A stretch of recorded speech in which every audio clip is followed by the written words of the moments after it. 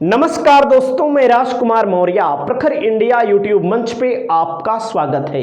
उत्तर प्रदेश की 10 विधानसभा सीटों पर उपचुनाव होने जा रहा है। इस उपचुनाव में भारतीय जनता पार्टी और समाजवादी पार्टी की प्रतिष्ठा दांव पर लगी है, क्योंकि भारतीय जनता पार्टी उत्तर प्रदेश में सरकार में है और लोकसभा के चुनाव में भारतीय जनता पार्टी को हार मिली है, वो भी करारी हार मिली है। अब समाजवादी पार्टी की बात रही तो समाजवादी पार्टी उत्तर प्रदेश में सबसे बड़ी पार्टी बनकर उभरी है। उसे साबित करना होगा कि अपना जो वोट बैंक मिला है इसको हम अपने पास अभी तक बनाए हुए हैं, आने वाले समय तक बनाए रखेंगे।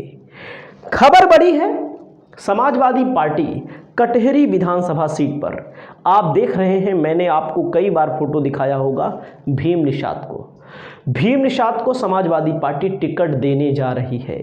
अब कुछ लोगों का तर्क है कि लालजी वर्मा की बेटी छाया वर्मा को समाजवादी पार्टी टिकट देगी, क्योंकि वर्तमान में सांसद हैं, उस सीट पर एक खुद विधायक रहे हैं, बसपा से भी रहे, समाजवादी पार्टी से रहे। लेकिन मैं आपको स्पष्ट कर देना चाहता हूं इस वीडियो से, अगर समाजवादी पार्टी मिल्कीपुर में अवधेश प्रसाद के बेटे को टिकट देती है और कटहरी में छाया वर्मा को टिकट देती है, जो हमारा व्यक्तिगत मानना है कि समाजवादी पार्टी को नुकसान झेलना पड़ सकता है। आप माने या ना माने, आप हो सकता है समाजवादी पार्टी के भक्त हों या समाजवादी पार्टी के वोटर हों, रेगुलर, चाहे जिसको समाजवादी पार्टी टिकट देती हो आप वोट देते हों, लेकिन एक वर्ग ऐसा है जो लालजी वर्मा को तो वोट लोकसभा में दे दिया, अगर इनकी बेटी को टिकट मिलेगा तो नहीं देगा। एक वर्ग ऐसा है, वो कुर्मी समुदाय में नहीं मानेंगे, हम यादव समुदाय में नहीं मानेंगे, मुस्लिम समुदाय में नहीं मानेंगे, लेकिन अन्य जो वोट मिला है, लोकसभा के चुनाव में निषाद का भी वोट मिला है, लोकसभा चुनाव में मौर्य का भी वोट मिला है, क्योंकि अगली पार्टी का कैंडिडेट आप पहले देख लीजिएगा।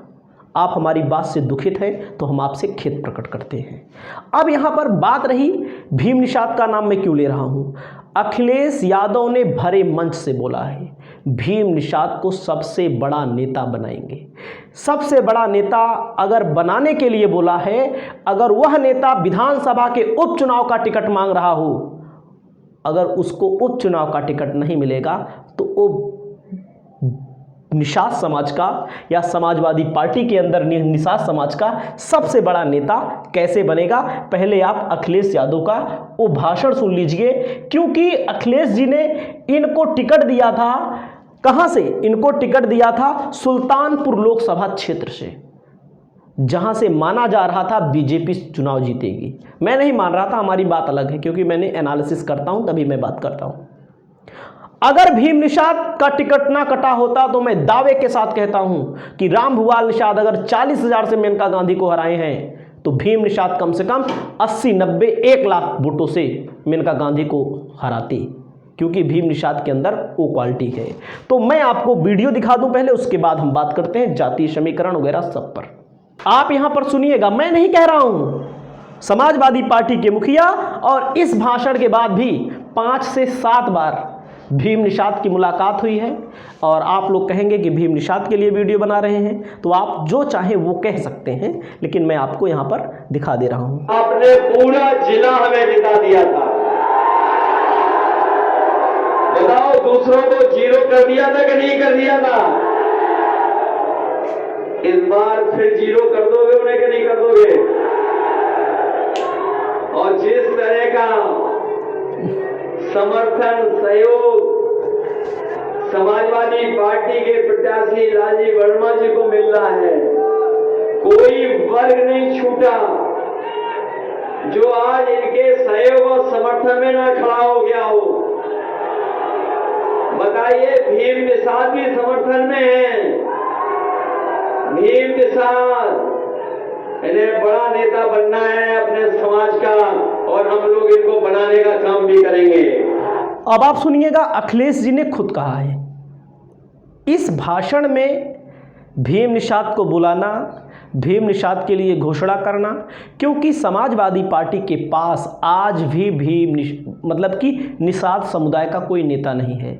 भले लोकसभा के 2-2 सांसद जीत कर गए हैं, लेकिन बोलने में, स्ट्रेटेजी बनाने में भीम निषाद से अच्छा समाजवादी पार्टी के पास आज भी नेता नहीं है। सुल्तानपुर से अगर सपा जीती है तो भीम निषाद की 1 साल की मेहनत की बदौलत जीती है चुनाव।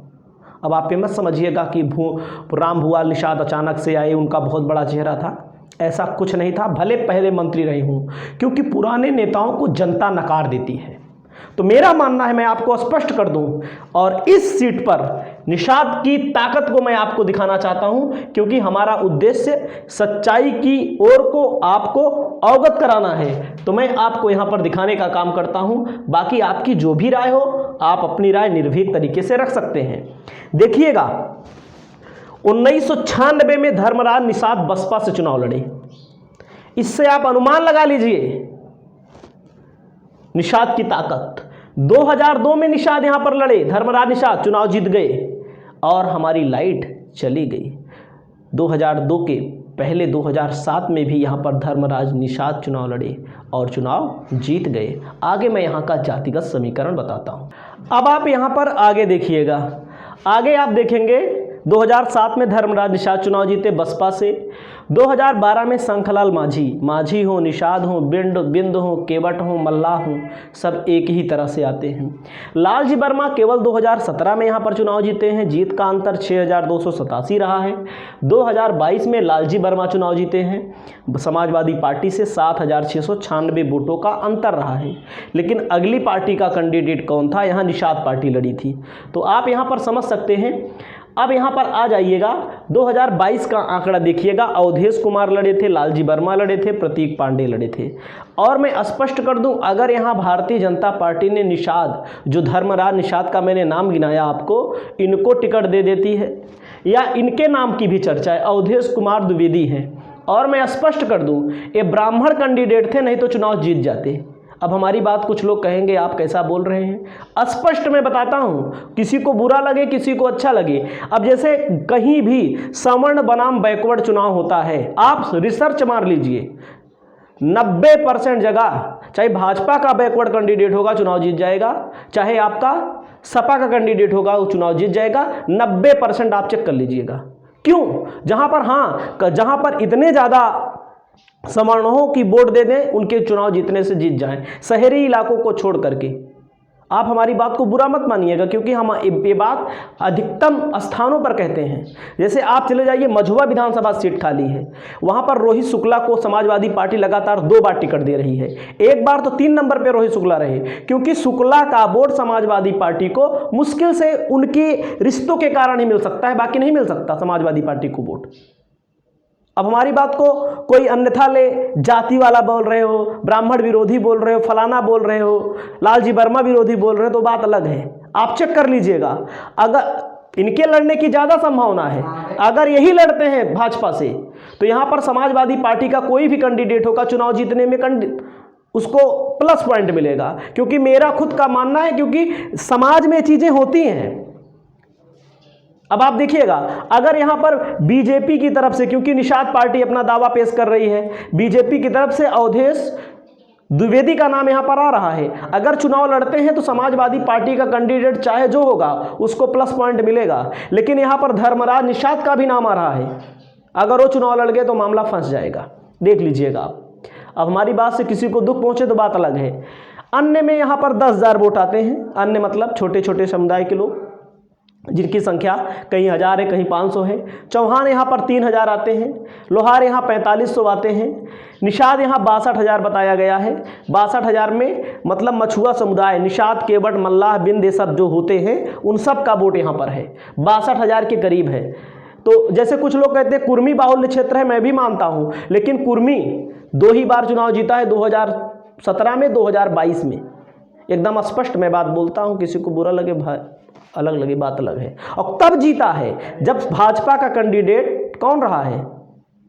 पंडित रहा है, तब जीता है, नहीं तो ना जीतता। ये भी हम आपको बता दे रहे हैं, ना जीतते, देख लीजिएगा। और 2024 में भी ब्राह्मण कैंडिडेट ही रहा है वहाँ पर, इन सब चीज़ों। बनिया यहाँ पर 2000 है, पासी यहाँ पर 1200 है, दलित यहाँ पर 87,000 है। बहन जी ने यहाँ पर कुर्मी समुदाय के व्यक्ति को टिकट दे दिया है। कुर्मी समुदाय मतलब यहाँ के पूर्व कांग्रेस के जिला अध्यक्ष को टिकट दे दिया है। तो आप समझ सकते हैं अमित वर्मा को टिकट दे दिया है। उनकी भी अच्छी खासी उपस्थिति है, वो बहुत दिनों से तैयारी भी कर रहे हैं। नाई यहाँ पर 6000 है और उनको भी कमज़ोर आप मत आंकिएगा, नहीं सोचिएगा कि बसपा तो ख़त्म है। बसपा यहाँ 2 नंबर पर रहती है कहीं सीट पर। ठाकुर यहाँ पर 32,000 है जो बीजेपी का वोटर है। धरिकार 7,000 है, अति पिछड़े में आता है। प्रजापति 8500 वोटर है। लाला 3,000 वोटर है और यहाँ पर मौर्या 15,000 वोटर है। जैसे हम बात कर रहे हैं कि अगर टिकट उन्हीं की बेटी को मिला, मौर्या, धरिकार, लोहार, कोहार अधिकतर पलट जाते हैं, कहते हैं यार इन्हीं कई बार वोट दें। अब वो बात है यादव अकेले वोट दे देगा। ठाकुर मैंने बताया ही आपको, वर्मा मैंने आपको 33,000 बताया। वर्मा की संख्या काफ़ी ज़्यादा है यहाँ पर। और यादव भी यहाँ पर, ब्राह्मण 52,000 है, इसीलिए ब्राह्मण को टिकट मिल सकता है भाजपा की तरफ से। मुस्लिम 52,000 है, यादव 35,000 है। तो ये रहा कटेहरी विधानसभा का हकीकत। बाकी आपकी जो भी राय हो आप अपनी राय रखिए। आप भी स्वतंत्र हैं, हम भी स्वतंत्र हैं। रिजल्ट आएगा तो मैं आपको स्पष्ट कर दो, आज बता ही दे रहा हूँ। टिकट मिलने के बाद बता दूंगा कौन जीतेगा, वही जीतेगा फिर चुनाव।